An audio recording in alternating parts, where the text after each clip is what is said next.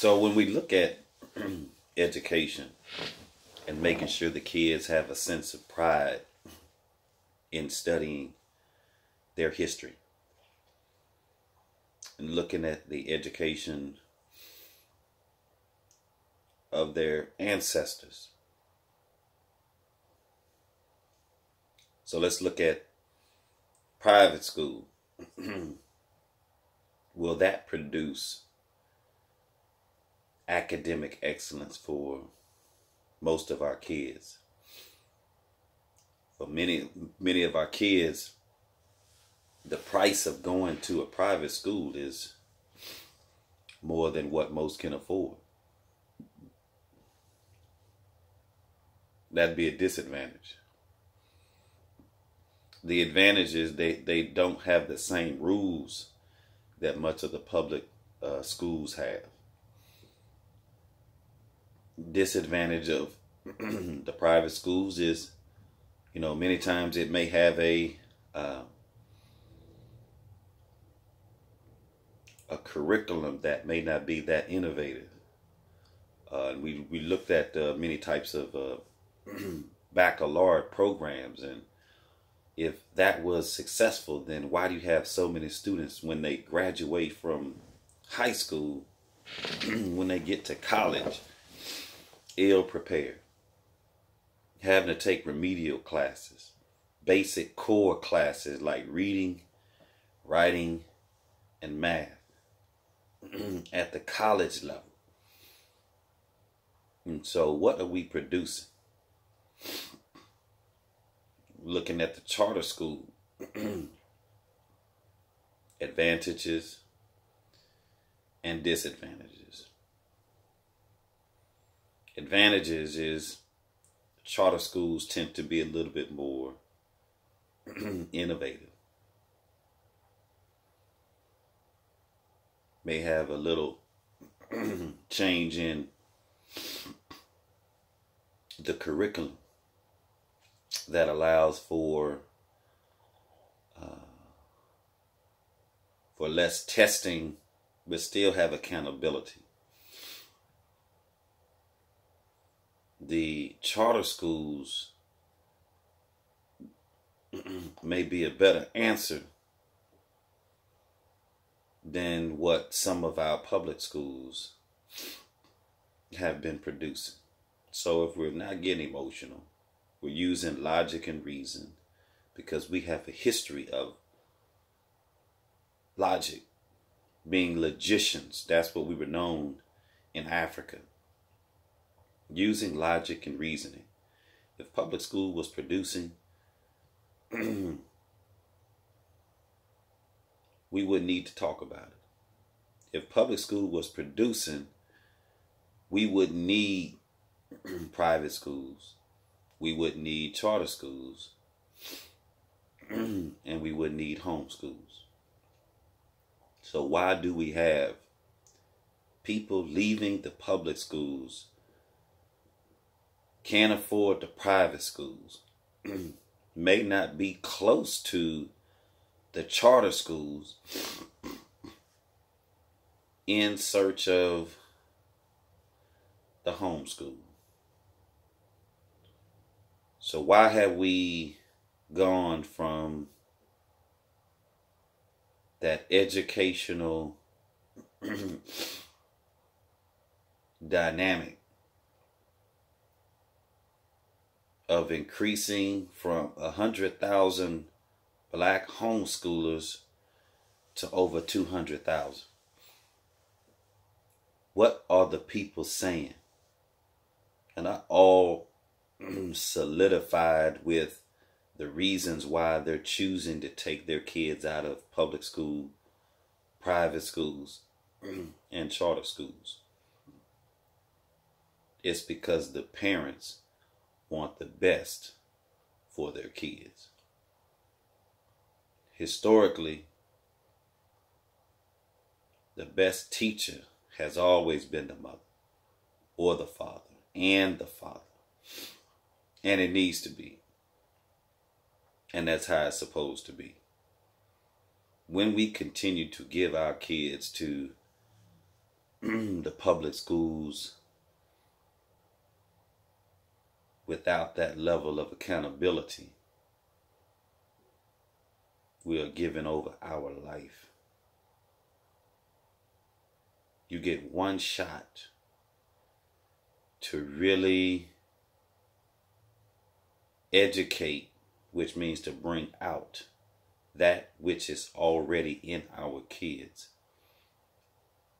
to the highest academic level. Testing is what most of our kids are forced to do. And the teachers aren't teaching because they can't, because of many of the excuses that society has forced them to kind of put up with and deal with. Many of the issues shouldn't even be in education. But as trying to protect everyone's rights to a free and public education, everything is inclusive. And things should be inclusive, but when do we draw the line? Why are our kids being bullied? Why are our kids engaging in self-harm? Why are all our kids having access to many of the social and technological ills that come with technology in the classroom?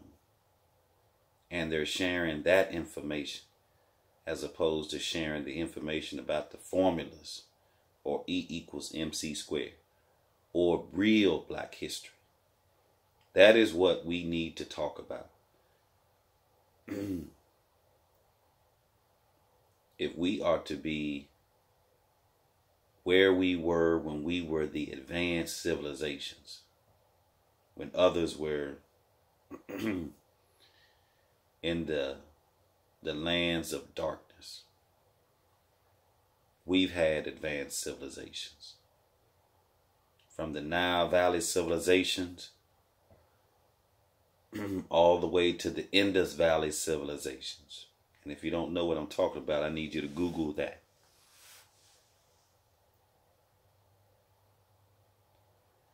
It is crucial that we start sharing information and stop getting distracted. Stop looking at trying to become something that we're not. And so we want to spend more time on the issues that will help invigorate our communities, our families. That is the core of who we are and where we're going. The eternal now. The past, the present, and the future. All rolled up into one. No time to waste. Time to stop talking. And time to start moving into our existence of excellence. And it starts with the mind, starts with the body, and it starts with the soul. Join me as we continue to grow every day. It is required that you change your frequency and increase your frequency. And what is your frequency? The frequency that you've probably been listening to has probably been on the 440 hertz. Google that. The frequency that I need you on are the binaural frequencies, the 432, the 741. Those are the frequencies we need to be on. And so you're going to need to Google that as we move forward with realigning our bodies, our minds, and our souls that are connected to this world and the next.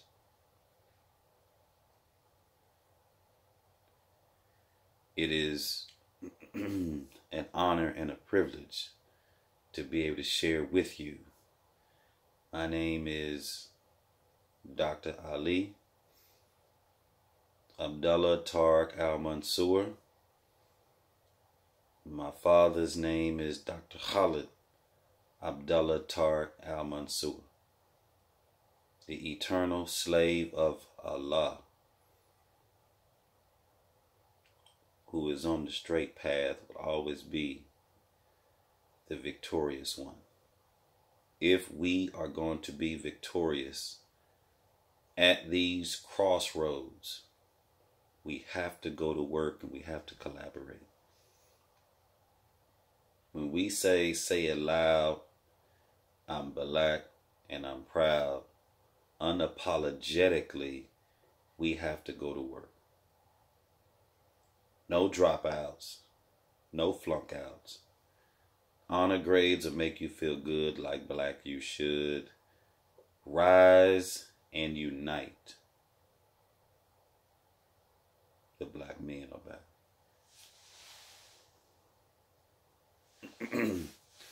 We'll see you tomorrow. We'll have a couple guests, which will be an entrepreneur from Houston, Texas, Miss Tamala Austin. And then we'll also have a young lady that is running for the mayor of Mount Vernon in New York, west of New Rochelle, running for the mayor of Mount Vernon. Sean Patterson Howard. So we'll talk to you tomorrow about what can we do to support them as they're on their hero's journey. Talk to you soon. Peace and blessings. One love. Hotel.